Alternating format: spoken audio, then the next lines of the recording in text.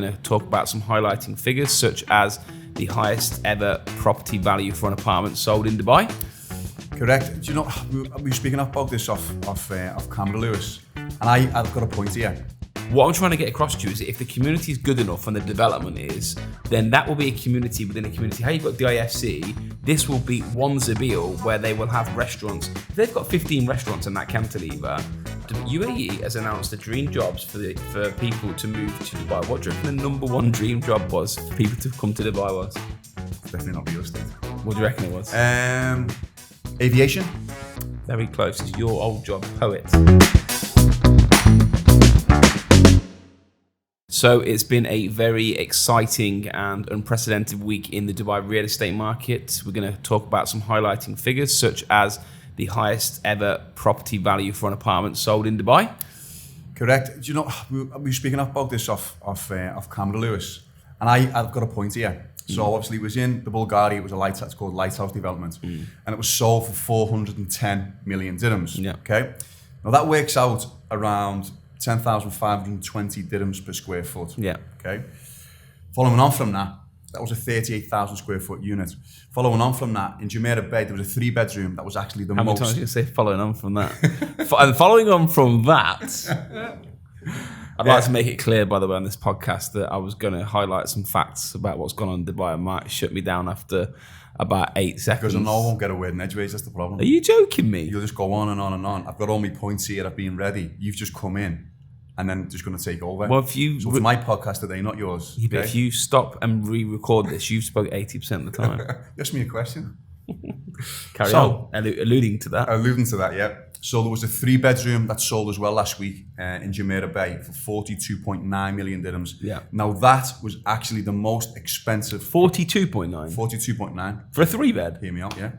It was the most expensive price per square foot the city's ever seen as an apartment. Oh, wow. What price per square foot? 13,543 dirhams per square foot. And that's on the Bulgaria island or Jumeirah? Yes. Okay, Jumeirah Bay. Jumeirah Bay, yeah. Wow. So that's two. The Lighthouse. So I've got a question for you then. So I'm very controversial here, but I don't really care. I'm just going to say it how it is. Bulgaria island, I've been there. Okay. Outside of the Jumeirah Bay side of things, you take Bulgaria as an island, it's empty. Lifeless? It is lifeless. Like, I can't understand outside of the kudos of saying that you own that. I mean, you've got the yacht club there, the Bulgaria Yacht Club, but there's no retail around the water. People don't even come off the boats. Like, I'll give you a perfect example. If you said to me today, where would you want to live? Take the kudos out of the question. West Beach on the Palm, where you can bring your boat and you walk and there's restaurants and you've got some beautiful places there. Or the Bulgaria. Outside the brand, why is it so good? Why are people wanting to buy that? I think you're looking from your lifestyle. I'm the same as you. Yeah. I need bustle, I need hustle. Like you say, when I lived in downtown, I loved the road because I like to hear the noises. You were young then as well. Well, yeah, there's that as well. But people, for instance, we have a couple of clients at the moment. Yeah. And we're trying to find them properties, let's say, plus 50 million dirhams. First of all, there's nothing available. But secondly, they want something where they don't want to see anyone. They don't want to be around people. They don't want to talk to anyone. Whereas me and you, I like saying hello to my neighbours, or I don't say hello to you. Don't. No, By the way, no one in today's world says hello to their neighbours. Do you actually say hello to your neighbours? Of course. I am the rudest neighbour. Well, you are. I only see you in work. Yeah. Call myself a friend and I never see you anyway. You don't need to text me. Text me. But going back to what you were saying is, I think there are people who want that side of privacy. They don't want to be around West Beach. Okay, I understand that, but I'm going to leave you with this. I wouldn't mind, but I don't even know a shop that's on the island. Yeah. Like, if you want that privacy for 42 million, move to the Palm. Yeah. Move to a villa on the Palm. Like, it must have more than what I see on there. And to have a 14,000 square foot price per square foot puts you in Mayfair territory, £3,000. So this is what I'm going to go on to. So I was looking this morning, and again, the analogy that I've got, it might not be well, it is an accurate analogy, but some people might say, well, you can't compare London to Dubai, and listen, I'll argue all day about this. So I just done a quick, I went on to Rightmove before. Yeah. One Hyde Park, 60 million pounds. So say 240 million dirhams, a 9,000 square foot property. It works out to 29,000 dirhams per square foot. and someone will buy it. It's 3 times as much as what the most expensive property is just sold for in Dubai. I think the thing is that if you look at Knightsbridge and you look at Berkeley Square or these areas, Mayfair, they have life around them. And I think that's such a big thing that's really deterring me with this area. And that will change, but I just think that, do I think there's growth in Bulgaria Island and the Jumeirah Bay? Yes. Jumeirah Bay, this is my perspective on it. You have the villas. Okay. The villas can command any price they want because they are beachfront villas in an ideal location. But the apartments, I am going to sit in question. But we can come on to that. But to finish on this one, let's look at the 1 kilometre circumference, what you've got. You've got the Mandarin Oriental. You've got the Four Seasons. Everything seems to be going up towards that end. Yeah. The high net worth individuals are starting to go. You've obviously got the canal now with Mr. C. Then you've obviously got the Four Seasons residents. All of these residences now are starting to gravitate towards more that. And so, listen, that might have an impact. Not might, I think it will have a massive impact in the next 2 or 3 years as well. Well, that goes on to what I want to talk about. So I wanted to highlight one project every week and what I am interested in, what I find an interesting project, and it is that end of town. So my favorite project at the moment, which we were talking off camera last week about it, is about me investing in it. And I haven't decided fully if we're going to do it, but in One Za'abeel, the one and only branded residences. They've got the hotel and they've got the residential side of things with simplex and duplexes. So that type of project, the branded residency, there's a massive market here, isn't there? I totally agree. But I think your purchase is a little bit different to everyone else's purchase. In terms of investment, obviously, what it is, it's a massive brand. It's a massive brand. I'm a little bit concerned about the location first and foremost, but the branding side of things, like you say, the likes of Bulgari, the likes of Mr. C, the likes of all these other different Four Seasons. Yeah. There's a massive market for it, Luce, because it's worldwide. Well, when we look at Za'abeel One, so obviously it's got commercial, hotel and residences in it. It's obviously at the roundabout just after the IFC. You've got the Sheikh's Palaces next to it. So it's got the biggest cantilever in the world, which is effectively a bridge connected between two. Within there, they've got Michelin-star restaurants. I've seen they've got an overflow swimming pool into it. So when you look at this, it's the same question I asked about my beloved Atlantis Residences, which I talk about. Yeah, it just had completion notice today. Time as well, by the way. I know, but that is actually not a good location. Let's be honest about it. Atlantis? No, not really. It's not a good location. But once you build a resort and a community within a community, what is the Palm? I get that, but this is the IFC. Za'abeel. Technically, yeah. What I'm trying to get across to you is that if the community is good enough and the development is, then that will be a community within a community. How you've got the IFC, this will be One Za'abeel where they will have restaurants. If they've got 15 restaurants in that cantilever and they've got the best nightclubs, it becomes the place where people zone in onto. So well, it's an overflow as well of the regeneration in the IFC as well, isn't it? So listen, I definitely think when we were speaking, you're a little bit different to investors. You're buying it to not putting anyone in there. Yeah. The question I want to clear it up. I'd put someone in there, but this investment is different. Okay. So all of my investments are yield based. This one is brand and trophy asset. They probably have a lower yield, but I think this is my genuine theory. If you buy a trophy asset in a key location, your yield might be lower, but your growth will be a lot higher. So for instance, as Dubai is getting more popular, I honestly believe Burj Khalifa is undervalued, like dramatically. It's not even a question. If you're telling me now, and you're the expert in this, I want to ask you this question. So let's say, for instance, the Atlantis residence is 6,500 dirhams a square foot. What's the price per square foot of Burj Khalifa right now? So depending on views, obviously low views. Give me a good one. Let's say low view, 1 bedroom facing the fountains. You're looking at around about 3,500 dirhams per square foot. So it's half the price of. And this is in the middle of downtown with restaurants, walkable, DIFC. In the biggest town in the world.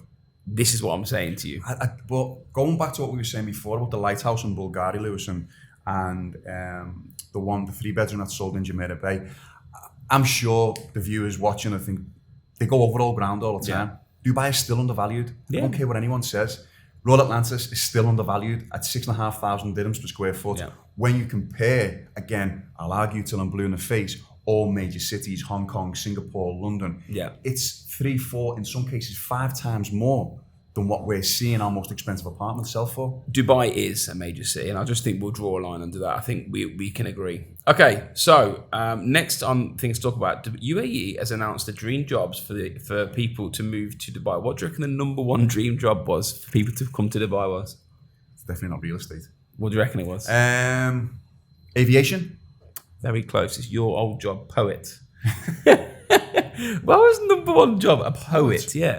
UAE dream jobs revealed. I've never met anyone that says, "Oh, I'd love to be a poet." Is that even? Is it a job? Is that even a job? I don't. Do you get? I mean, I could tell it right. Do you know what I think? And we'll touch on the off-plan market. And you'll understand what I'm going with here. Dubai is now starting to be, I feel, cultural, and cultural as well. You look at the new development that has just been launched by JLT Ellington. one, yeah. So they're going down the cool vibe, like the podcasts and the paddle courts and things like that. And I think Dubai now is starting to catch up with the rest of the world. I agree. Without the muggins and the and the tax. which is always a plus point. So number 2 was scientists. Number 3 was YouTuber. Number 4 was influencer. Yeah. Number 5, comedian. Do you class yourself as an influencer? I'm more like an influencer comedian together, a bit like Ricky Gervais. Right, okay. That's okay. If you can see that on camera. Don't do that again. Don't do that. Mate, that's his trademark. And then weirdly, number 6 and 7. Number 6 is dream job is football coach, and number 7 is footballer. Well, I think footballer above. Yeah, no, they're saying coach first. But I think you're looking at the age groups. I'd like to see the age groups of saying that poet. You wouldn't have a 21-year-old poet, would you? No, definitely not. But I think a lot of. It's got to be made up. This. It's 100%. Got to be made up. I think we move on from this one. I'm going to blame Eleni, who's the head of PR, for sending this in and telling us that number one person for it's not CEOs or real estate or anything. No. Okay, so that was number one jobs, and there've been obviously some interesting situations with the visa. First, I want to get onto the golden visa. I got my golden visa last week, which was quite a cool thing. It was annoying me because I've seen so many people over the last 8 or 9 months uploading their pic and look, thanks Sheikh Mohammed for the golden visa. I was like, how haven't I got a golden visa? To be honest with you, I hadn't chased it because my visa was still under process and you got to go through the process of getting it. So my visa was run out in February. So I sent to a head of HR, I said, look, I want the golden visa. How do I get it? And the reason I'm sharing this journey with everyone so they understand what you need to do to get it. So what I did was I had to take my... So I'm under a golden visa for property investor, which most people will be. You need to have paid up capital at a minimum of 2 million dirhams in your purchase price, not on the valuation. So that's important. So it's not in your house has gone up in value for the last 3 years. They'll ask you to show you that you've got 2 million capital in it without that. You then need to show your bank statements for 6 months where the payments have gone into that account. And you go to a place called The Cube, which is in Dubai Land Apartment on the 3rd floor. They'd sit down, you process the documents.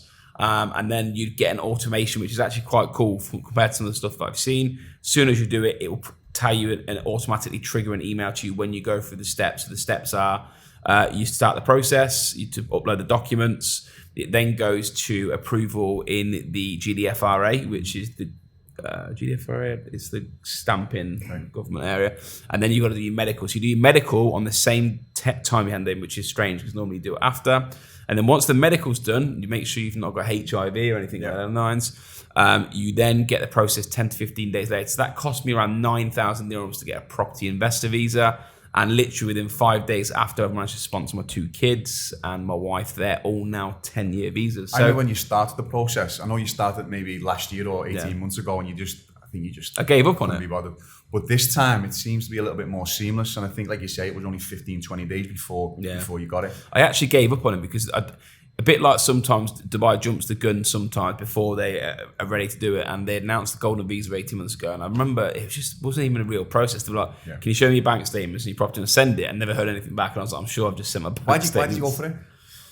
I just couldn't bother to go through I think it's the main thing with a lot of people. You want to know where you're going to be for the foreseeable. So, I mean, look, I'm going nowhere. Yeah. And I thought, well, why do I want to do another blood test? And then I'll give you the perfect example. This is how interlinked Dubai is, which makes it an amazing city. But, I'm getting messages from Emirates MBD saying, we need you up-to-date Emirates ID. And then when that expires, if my phone cuts off, that's a disaster for me. I think it's massive for the city. I really do. I think it's massive for the city to keep individuals again, like you say, you're not going anywhere. Yeah. So many people now, and obviously the growth of Dubai in the last 3, 4, 5 years, and what will be in the next 15 years, it's only going to bode well for the city. I think it will get easier. I think this whole exclusive gold visa right now is a perfect way to blend people into what it is. But I honestly forecast that if you forward maybe 5 years, a standard visa could be 10 years anyway for a working visa. There's no reason not to. Yeah, it's like anything in Dubai, Lewis. I know we always go mad because sometimes the process is a little bit backwards, but I do think now they are forecasting for 5, 6, 7 years, and the processes are becoming a lot more easier to carry out and to get done. Do you know what I love the most about Dubai? And this is where I think England have completely got it wrong, and Dubai have got it on the money.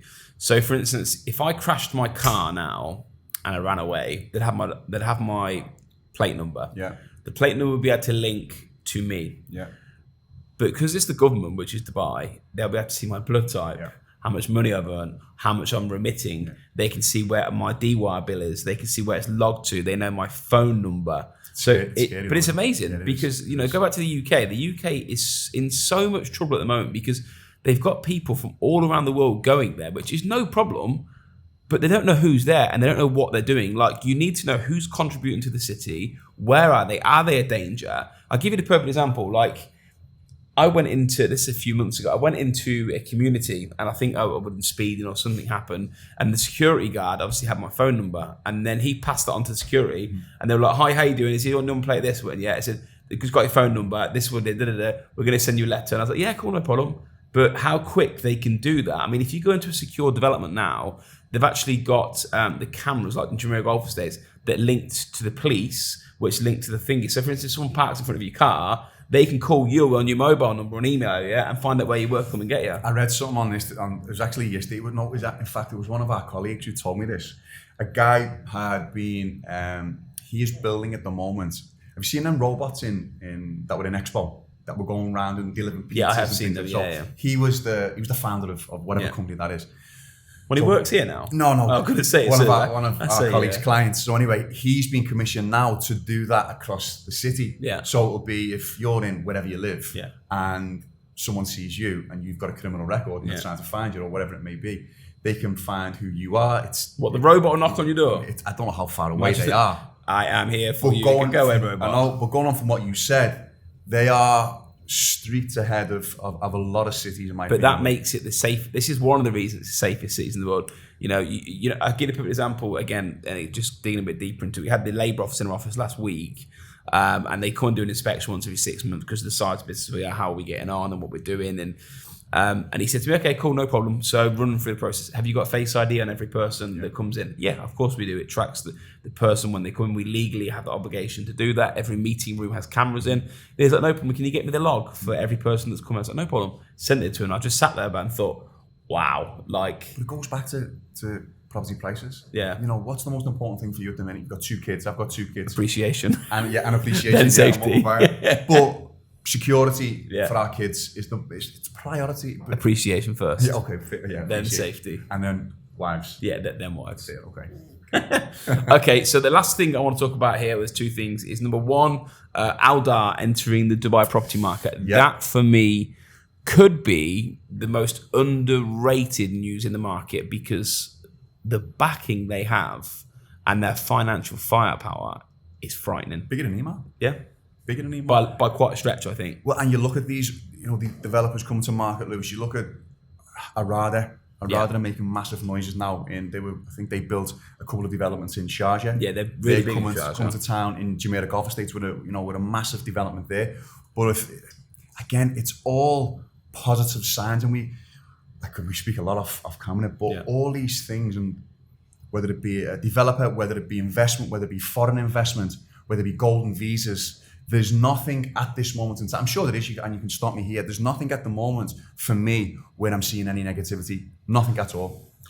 I think Dubai is capitalising, as we said in every other podcast at the moment, they're capitalising on the rest of the world. I mean, if you look at Abu Dhabi, it's just a different market to Dubai. And I said this to some of the top guys at Aldar last week. I said, Abu Dhabi's great, and it's its own little insular market where people are involved in it, and we know it will do well and it will continue growing. But Dubai is just explosive, and it's not comparable to anything else in the world. I'm really surprised that they haven't come beforehand.